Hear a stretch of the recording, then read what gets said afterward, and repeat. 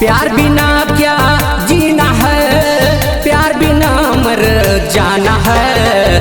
प्यार बिना क्या जीना है, प्यार बिना मर जाना है। चोली के नीचे पीछे दिल छुपा है, उसी में घर बनवाना है। चोली के नीचे पीछे दिल छुपा है, उसी में घर बनवाना है। प्यार बिना क्या जीना है, प्यार बिना मर जाना है।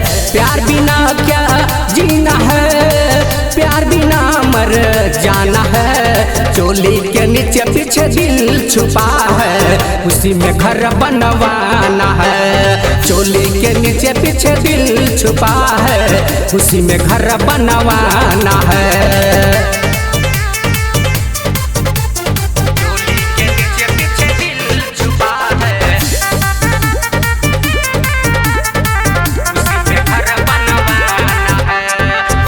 मोहब्बत में है घाटा, फूल गुलाब कली पे है कांटा।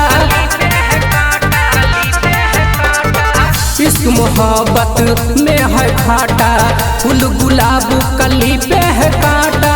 दो जिस्म एक साथ जीवन बिताना है, दो जिस्म एक साथ जीवन बिताना है। चोली के नीचे पीछे दिल छुपा है, उसी में घर बनवाना है। चोली के नीचे पीछे दिल छुपा है, उसी में घर बनवाना है।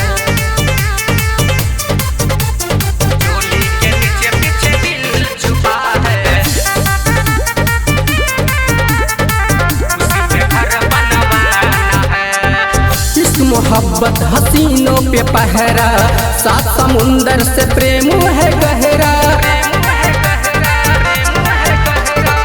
इस मोहब्बत हसीनों पे पहरा, सात समंदर से प्रेम है गहरा। आपको जीवन साथी बनाना है, आपको जीवन साथी बनाना है। चोली के नीचे पीछे दिल छुपा है, उसी में घर बनवाना है। चोली के नीचे पीछे दिल छुपा है, उसी में घर बनवाना है।